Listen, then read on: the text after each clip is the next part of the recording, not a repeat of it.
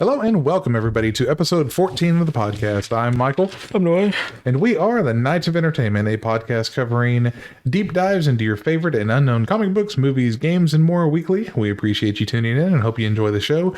This is what we are covering tonight. We are going into Day of Vengeance by DC Comics. But before we do, please like, follow, and subscribe to the channel. Check out our promo code on Coffee Brand Coffee, KOE Pod. And if you have anything or any comments, you can always email us at knightsofentertainmentpodcast@gmail.com. No dick pics. Well, no, I might like those, but it's okay. I will not. But we'll go ahead and get into this. We are going over Day of Vengeance. This was a mini tie-in series to the Infinite Crisis for DC Comics. It's been around since 06? Yeah, I think so. Somewhere around there. It's been a long time. To me, though, it was one of my favorite comic books of like little comic book series that I've read in a long time. It was a good story. Wasn't it Bill Williamson that wrote it? Same guy that made Fables? Sounds familiar. I can't verify that though, but Bill something. Bill Nye the Science Guy, probably. Oh God. Bill Nye's out there trying to save the world now, apparently, so we can't go with that. All right. The story starts off with Jean Loring. Jean Loring was the wife of Ray Palmer, the Atom, and part of the Identity Crisis series a couple of years before that. In the Identity Crisis series, Jean Loring, she kills Sue Dibney, which was the wife of the Elongated Man. Yeah, I remember that. Just a fucking straight murder. Because she took his suit, the Atom's suit, shrunk herself down so that way she could supposedly give Sue Dibney a like Alzheimer's like type thing because she was walking on her brain. Oh, they make her crazy, wasn't it? Yeah. But it was her whole thing was that she wanted Ray Palmer to spend more time with her. Yeah.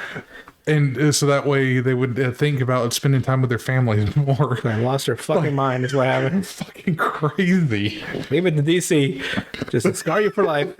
If it ain't Green Lantern's girlfriend in a fucking fridge, it's something else. But that is Jean Loring. Okay.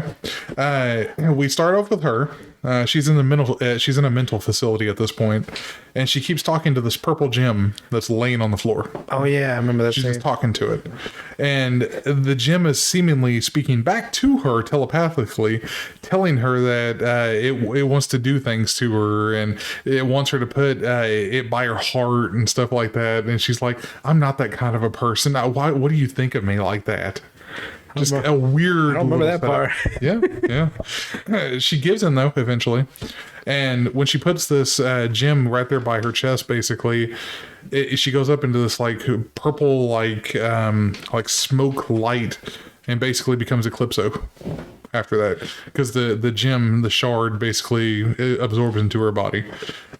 She turns into Eclipso and she bursts through the mental facility's walls. And then the next line you see from her is, look at what you all have to answer for now. And then it just ends for that specific panel. We then go into, we meet up with the narrator of this story for the first comic book of this series. And I believe there's 6 in the series, and then there's like a main tie-in of Infinite Crisis. So it's like every member of the Shadow Pack, right, had their own little dialogue. Each series, each book in the series has a different narrator for the entire series. It's kind of cool though. It's a good idea. It's a nice concept, yeah. Yeah. The first narrator in this first book is Ragman. Yeah, Ragman. A little bit about Ragman though. He is basically a magical base character. His suit absorbs the souls of like criminals and stuff like that. Basically, if you get trapped in that suit, you like contribute to his ability, right? You contribute to his ability, so you give him like extra strength, or you like since this whole patchwork of shit is all different souls. Basically, he can draw on it like 100+ people's abilities of like strength to jump over fences, climb walls real fast. Yeah, just a whole bunch of different kind of Remember like that? Yeah. it's kind of a different idea. He loses a bunch of them at one point, doesn't he? Later on in that, Yeah, he yeah. takes a fucking heavy hit. He's like, all those people dead. Yeah, he does. I'd be like, man, fuck those pedophiles. And basically, if you contribute enough, your time and the like your sentence within it, you get to move on to the afterlife after the fact. So basically, you're fucked regardless. You're dead anyway. You just may not go to hell. You're dead. Then you do manual labor. Pretty much, yeah.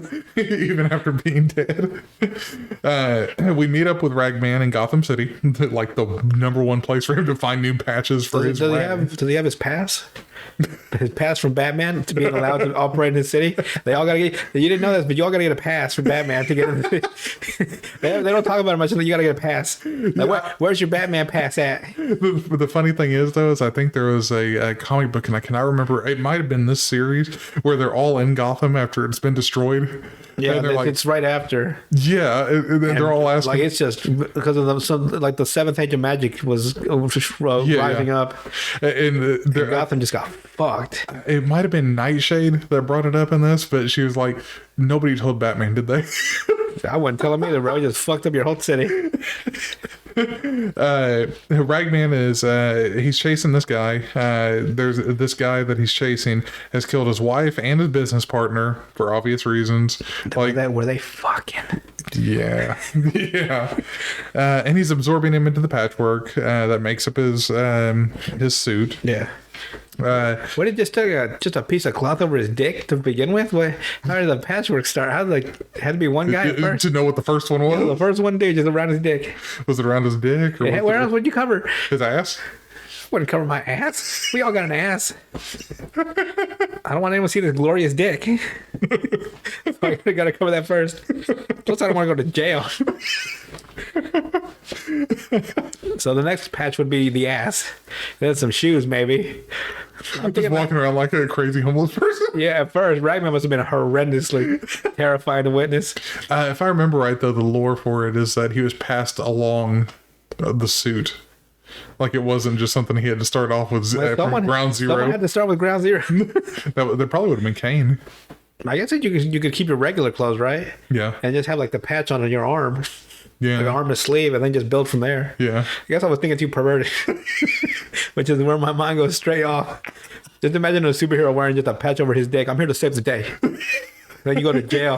Indecent exposure. Why didn't you get to go to jail? How about that?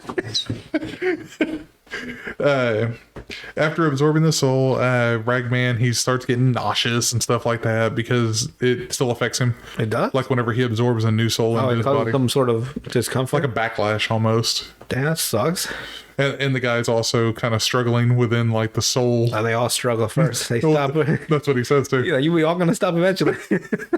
And you're gonna start contributing eventually. Oh yeah, because they have to like contribute like willingly, isn't it? Yeah, yeah, it's willingly. Now, where did you bring the issues with you? I gotta read them all now. After he absorbs this guy though, he's transported into the woods. Basically, and he's wondering, he's like, I just basically I just took this guy out and now you're already transporting me somewhere else where I'm needed. Come on. Like the suit does that? Yeah, the suit does it for him. That's cool. Wondering why his suit's taking him basically to the middle of fucking nowhere, like into a forest that has trees down and shit. A voice from under these trees asks for help, saying, a tree or two has fallen on me. You think you can give me like a hand? Like, come on now. Which Ragman, he goes over there and he lifts him off. Wait, if I remember correctly, was it Blue Devil? No. Damn. No, not Blue Devil. Not Blue Devil. Enchantress. Was it? Yeah, Enchantress. That was the first one he met? Mm-hmm. She tells him to carry her since her bones are broken and a tree's been on top of her. She says that she can heal herself now that the trees are off of her, but it's going to take some time. And we ain't got that fucking kind of time to wait around. We can't just take our merry ass time here. Ragman asks if he should look for the other person that's over there in the hole. Like he sees there's a body over there. He's like, should I help him too? And to which Enchantress, she basically tells him he's already dead, along with 700 other sorcerers. Damn. He asks what happened, and she tells him it's still happening in points. Oh yeah, if I remember they were just all fighting. Wasn't it that big tree guy? The druid? Blackbriar Thorn. Yeah, he was fighting Specter. Yeah, well, he says, like, whenever she points towards it or whatever, he begins to say he doesn't see what the fuck she's pointing at because he's looking at the trees. And she's like, no, look higher. Revealing basically an ongoing battle, obviously, with Blackbriar Thorn and the Specter. They're basically taking up the whole fucking horizon, fighting above the tree lines. How many panels is it? One of those big 2-page ones? Not 2-page, I think it was a single page, but it was a full... Yeah, I imagine the whole cover. Well, whenever it comes to like the full page ones, in the Infinite Crisis actual the tie-in book, the main book after the 6 mini series book, there's that one like main tie-in book associated with it. Yeah. Whenever he fights Nabu, the Specter, one of the best pictures ever, because it starts off where When he's choke slamming him? well, you have Nabu and him fighting. Right. Nabu grows bigger because he's like, you know, like he can grow in magical size, and he's like, he starts holding him down and shit because he's like gigantic at this point. And then you have the Specter. It's like, child, I learned that ages and millennia ago, and basically becomes so big that he could hold the earth in his hand. Damn, I don't remember that. It was when you increase scale of size by that much, it's like, it's fucking cool looking though. And I think it was a 2-page for that one, where it's like just spread across. It's like freaking Shaquille O'Neal looking up at Yao Ming. Kind of, yeah. Yao Ming's like 7'6", I heard. It's like, well, damn. Ragman basically is confused though with Blackbriar Thorn and the Specter fighting, because like he says, the Specter's, you know, he's plenty scary and all and everything, but any one of the good guys, like, the fuck is he killing people for? That doesn't make no sense. Enchantress responds by saying, no one that is that powerful is one of the good guys. And who do you think killed the 700 combat trained sorcerers with no more bother than smashing bugs? Just stomping the life out of them all, just gone. So after, you know, taking their merry sweet time, you know, her trying to tell him, hurry the fuck up, let's go. Like, otherwise we're both gonna die, dumbass. They go to the Oblivion Bar, which is in its own pocket universe, Yeah, I remember. type thing, and it's basically where all these kind of sorcerers and stuff kind of gather. All the if it was Marvel, it'd be like Doctor Strange type characters. Oh, yeah. So all the small, it's none of the big heavy hitters for DC Comics usually there, but it's like kind of the small fry sorcerers. Detective Jim's there, I think. Yeah. In the bar, there's a basically just a mass of all these characters that if you read DC Comics a lot, you can pick out who's who. Cool little Easter eggs. It's really a good panel scene or whatever of them all. Nightshade is there. She's talking to the group or whatever that she's around, saying the Spectre destroyed 6 Atlantean sorcerer schools all at once. Damn. Then you have Animal Man saying that he's been severed from the red, which is what he gets his abilities from. And you got somebody else consoling her saying, no, you'll get him back, don't worry. So it's also where you get to see that Animal Man has to basically uses magical abilities when you don't really think about that whenever you say somebody's getting abilities from like animals. Yeah, I thought he was just weird. a regular, like, enhanced genetically or something. Yeah, apparently not. I mean, at least in this timeline, it's more magical based, which is kind of cool to know. They also talk about how once Blackbriar Thorn was defeated, the Spectre burned the entire forest that Ragman and Enchantress had already been in, and basically destroyed it, and it was a source of magical power for its entire dimension, along with wiping out the Darkholm family of vampires, which basically preach nonviolence towards humans in DC. They got fucked up. So, at this point, we have a list. He's destroyed the Forest of Mist. He's destroyed 6 Atlantean sorcerer schools. He's destroyed an entire family of vampires that were, like, big in that world. Right. It's like just going on a damn spree here, killing them all. You also then get the narration of Ragman basically in the panels, and he's talking about Jim Rook, which is the bar owner for the Oblivion Bar. Nightmaster. Yeah, Yeah, I remember him. and Blue Devil, his bodyguard, basically. The bouncer. Yeah. Yep. Saying that nobody causes trouble in the bar, and the rumor is that the reason the bar has the name the Oblivion Bar is because of the last guy that caused the problem in the bar. You then get a flashback of the Specter destroying a couple of sorcerers whenever Enchantress is still fighting originally. Yeah. And you see him say, "I'll stop when all magic is destroyed. Only then will evil wither on the vine." So basically, he's the out. randomest thing just started jumping on. Yeah, yeah. Ragman tries consoling her and everything, saying that there has to be a rational explanation, which she retorts with, "Absolute power corrupts absolutely, and no one is more powerful than the Specter." Yeah, don't you remember Batman v Superman? If there's even a 1% possibility he's our enemy, we got to take that as absolute certainty. Come on now. And for a lot of people that don't know, the Specter is one of the most powerful characters within DC Comics. Yeah. He's the Wrath of God. And He's that guy. yeah, and in the hierarchy of DC characters that are stronger, there are a few, technically, because at the very top you have the Presence, which is like the Christian Judeo god, basically, of DC Comics. He basically rules over everything. He created everything.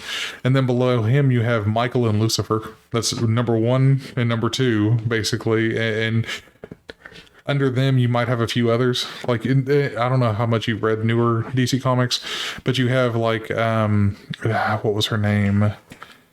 They have another new character now where she's below them.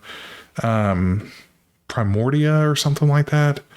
Like it's a weird, like it has nothing to do with the original Presence or anything. It's like its own thing.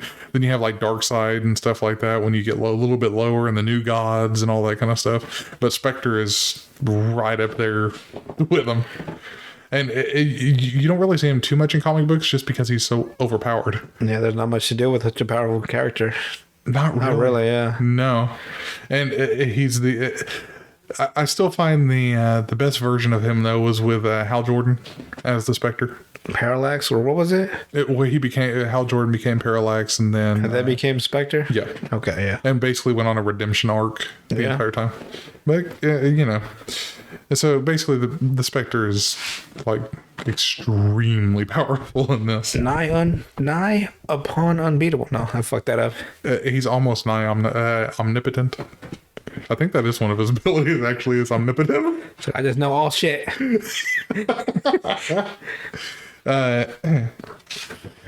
So you have her saying that, like basically he's the strongest thing. He is absolute power, and then yelling that nobody does that to her and gets away with it, and they need to form a hunting party and find and kill the Specter. To which nobody responds to her. They just kind of look away, like, that bitch be crazy. No kidding, man. I wouldn't be I'm not going out there. And Blue Devil then tells her, he's like, there's a difference between cowardice, because she's calling these people a coward, basically.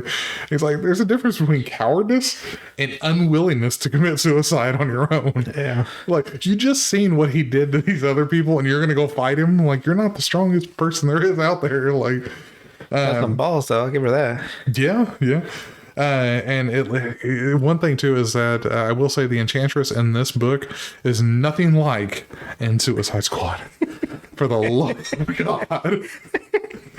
Oh my God. Weird ass belly dance. That was the worst interpretation I have ever seen of a character.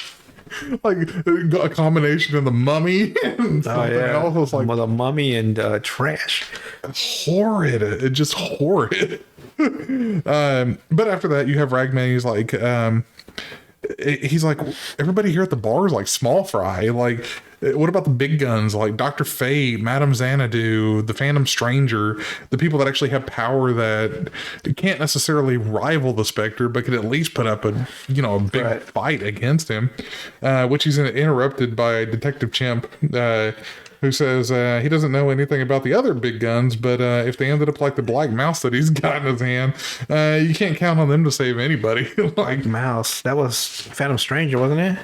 yeah. Basically, Phantom Stranger had already fought the Spectre. He got fucked up. Right, he can't be killed though. That's the thing, wasn't it? Yeah, he couldn't be killed, so He's Spectre, like, he just turned him into a mouse. yeah, he just took his power away and basically turned him into a mouse. Should have made him a dildo. Just saying. Oh, what else? They get fucked. Make him a plastic asshole. Flashlight. Yeah, pretty much. That reminds me. Hey, DC, you need a new writer? I'll write you a brand new Detective Chimp comic book. Me and Michael, we once offered you guys a bunch of stuff, and you guys responded by saying no, thank you. And fuck you. You guys sent us a letter. But we're more well written now, more skilled. We'll write you the best Detective Chimp comic ever. Well, the sad thing is, at the time, we had portfolios worth of work. Yeah, you son of a bitches. We sent you a solicited offer. We gave you the idea of a podcast at that point. I think we gave you the little card game. Yeah. I think we invented that. You took it from us. I could have sworn. We actually had that, yeah. Yeah, because a few months later, there was a fucking trade card game after that had a similar fucking format. I remember that. We still have the original paperwork, too. Yeah, It's funny. You can pay us back by letting us write Detective Chick comic book. You got then Blue Devil, he comments, we don't need a drunken ship telling us what to do. And Ragman asks, what does a mouse have to do with fucking anything? Like, you got a Detective Chimp, of course. He's like, he introduces himself as Detective Chimp at this point, and he tells them, this mouse is Phantom Stranger. Like, which obviously nobody believes him. Blue Devil says that he needs to stop trying to, garner free drinks and shit from people by trying to come up with fake clout. He's a chimp and he's broke all the time, damn. Detective Chimp says they need to set things straight at this point. Now, who's with me in the Enchantress, babe? We end with the Oblivion Bar at this point, and then we jump to the Rock of Eternity. The Rock of Eternity is where the wizard Shazam lives. Shazam. And not the Shazam wizard from the movie Shazam. Shazam? Because, oh god, that was a corny movie. Yeah. A very corny movie. It wasn't a bad movie. I'm not saying it was horrible. Popcorn flick, yes. But it did not pay homage to the comic books really too much. I don't like the addition of all the extra Shazam warriors. Yeah. A little bit too much for I just focus on Shazam first and then later down the line. And on top of that, they kept calling him Shazam because they have to at this point. Yeah, they can't call him Captain Marvel. He is Captain Marvel. Yeah. I will stand by that the entire time. The wizard is Shazam. Yeah. The hero is Captain Marvel. Unfortunately, Captain Marvel is also Captain Marvel somewhere Captain else. Marvel is Brie Larson, and Brie Larson is a horrible actor. So, okay, let's go ahead and move on. But we jump to the Rock of Eternity. And you have the wizard, he's saying that the enemy has finally revealed himself. Because he's looking down into this pool and he sees the image of the Specter, basically, in it. And he's saying that, but preparation will be required. And more time. Like, he's not going to go and play these people from the Oblivion Bar and just jump into the shit and Jump in die. and start fucking swinging. He's then commenting to Captain Marvel that he needs him to buy him that time and to delay the Spectre as long as he possibly can. And of course, Captain Marvel being Billy Batson, the kid, that's always optimistic for the most part, because it's like what is he, 9 years or 10 years old, something like that. He's really young in this one, yeah. And it always like the ever optimist, the kid in the adult's body, basically. He's like, you can count on me. I won't let you down. Yippers, I'll take care of it, boss. And that's how the first comic book ends. If I remember, didn't he have a badass fight with Spectre? He does. Doesn't he actually win? He wins that one, doesn't he? No. No, because Spectre gets fucked up and he has to heal somewhere else, doesn't he? No, he hurts him, yes. But the Specter can also use the word Shazam to turn him back into a kid. Shazam! Right in his ear after he licks his ear. Shazam! For some reason, he licks Shazam's ear like a nasty pervert. But throughout the entire series of Day of Vengeance, you eventually get to where some of the heavy hitters, like Dr. Fate, gets trapped into his own helmet. Yeah, I remember and that. gets stuck inside of his own helmet. Madame Xanadu gets her eyes burned out. Yeah. So you got 3 of the heavy hitters right there. You know what I really liked about the series was that there was this invincible being, right? Mm-hmm. And you had these ragtag team of nobodies. Yeah, you had what was his name? You have Blue Devil, Detective Chimp, Enchantress, Ragman, Nightmaster, and Nightshade. Yeah. And then they're like, instead of going toe to toe him, right? Mm-hmm. Let's just keep coming up with these plans. They just kept coming up with plan after plan. And if it wasn't for like plot armor and stuff, they would have probably won. Well, they had the girl that is able to take away magic power. Yeah, and she took away Spectre. She took away the Spectre's power. The problem being, though, he just became like an intangible being. Exactly, because he's a memory. You can't hurt. Damn. You can't hurt an after image, basically. Then they poured all their magic into Captain Marvel. Mm-hmm. And he did a good number on Shazam. And then he basically absorbed all the... Or not Shazam, on Specter. Yeah, he attacks the Specter. And the Specter basically reconsolidated himself into... But I always liked when the smaller group, instead of just like letting the powerful being win, mm-hmm. they have like these unique ways of getting a one-up. Yeah. I dig that. Yeah. And if they'd have stuck with that on the Shadow Pact comic book series that came after, it would have been a long-running series instead of like... Well, the first few weren't bad. And then... They felt like they're opposites or some shit. Yeah. And like some blood-blocked city. Yeah. Like I remember because in the first issue, because I had bought it, mm-hmm. there was just a city enveloped in a glob of blood. Mm-hmm. And Superman came down there like, what's going on here? Let me punch this shit open. About to fucking sock it open. And I think Phantom Stranger stops him and says like something about the city that's magic based. You won't want to go. Yeah. You won't want to go in there. Well, they also got some different characters for Shadow Pact, like in the later, a little bit later books. Uh-huh. Like you had Zatanna was in a few of them, which is a good addition, I think. To like she wasn't a core member of Shadow Pact, but it was still a little guest spot. Yeah, you had Zariel, the angel. He would show up from time to time, basically. And you would have different, like you'd have Raven, I think, showed up in some of them from Teen Titans. For some reason you said there, I thought about that. So Raven, that's so, I don't know why. I'm so sorry. But basically, the Day of Vengeance ends with Nabu, the guy that basically gives Dr. Fate all his power. Yeah. And Nabu basically takes over the helmet of Dr. Fate, the cloak, and then the gloves, basically with the talisman and stuff like that. I got no choice. Where he's like, you know what? I fucking can't leave it to you guys anymore. I'm a Lord of Order. Fuck it. Let's just do this. So he goes and he actually fights the Specter, and the Specter does win. He kills Nabu, ending the sixth age? The sixth age of magic. I think so, yeah. Yeah, because he's killed all the Lords of Order and Chaos at this point, so he's destroyed all of them. If I remember, there was a comic book, a one-shot about the Seventh Age rising, mm-hmm. and it had like Captain Marvel, the mm-hmm. kid. And he got like the power of Shazam. Yes. And he got that like streak of gray hair. Mm-hmm. I remember that. Yeah, I think they carried that on like in the New 52 and stuff. And like he punched some Yeti. Yeah. And like I just barely tapped it. He fucking killed him instantly.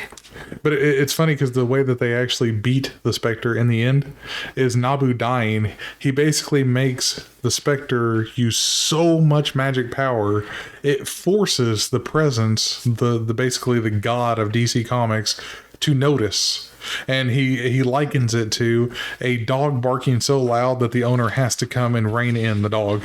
You god dang it! What did I tell you about killing people? Fucking pulls him back out. He basically pulls the Specter and puts him into a new host. Yeah, which is Crispus Allen, I think, was the one that eventually inherited the Specter. And don't they put that chick? What's her name? Eclipso. Yeah. Eclipso was just next to the sun. Yeah, they made her orbit. Yeah, it fucked her up. Oh yeah, because she was the one She was the one basically almost puppeteering the Specter, because the entire premise is that the Specter didn't have a host after losing Hal Jordan, so he was basically just wandering. He didn't have a true direction, and he was just like fucking people. And Eclipso took advantage of that. Did he kill some guy with like a pile of pennies or some shit? The dollar bills, yeah, spinning around and killing. Jesus, like the Specter is a very gruesome character when they want to be. But that's everything for book 1. If y'all guys want it, we can go into the later. We'll do them all. Do them all. What do we got in Urban Dictionary? All right, guys. So we like to end these episodes with a delicious. I fucked that up real bad. We like to end this episode with a few entries from the number one authority on the English language, the Urban Dictionary. I will stand by that statement. Number one authority in all the English language. All right, so this one was uploaded by Autumn Marie Lewis on September 14, 2011. Those bears aren't getting any fresher. This one has a lot. There's actually 3. All 3 of these are connected. All 3 of these definitions. So those bears aren't getting any fresher. When a group of 4 boys and 1 girl watched The Uninvited and realized that the best line out of the movie was when a random balding older man screamed, "Those bears aren't getting any fresher." So I'm like, what? So there was a link to The Uninvited. So I clicked on that one. This was uploaded by Menno Grammar on February 15, 2009. The Uninvited. It's the kind of horror movie you expect to be cool and scary, but then you look at the rating, PG-13, and watch it, and it's not all that great. The acting is pretty bad, and the scenes where something pops out at you, and the music is so choreographed, it's equivalent to watching High School Musical. So there's a link to that, High School Musical. So I clicked on that one. So uploaded by, is something work bean. It's a long word. I can't even say it. Isadora Overwork Bean. On March 11, 2020. High School Musical. Bleach for your eyes. So there you go. Someone really hates The Uninvited and High School Musical. And I do not blame them. Those movies were so damn corny. I'm gonna watch them just so I can talk about them too. You're gonna quit on those like Velma. It's okay. I didn't quit on Velma. Velma quit on me. All right, I think that is everything that we got for this week. Do you have anything else to add? That's it. All right. That's all, folks. I can't do it. I can't do a Porky Pig one. That's all, folks. Is it Porky Pig? Yeah, it's Porky Pig. Jesus, his name is Porky Pig. Just call it Big Chungus. Let him be Big Chungus. But all right, well, we'll see you guys on the next one. Adios.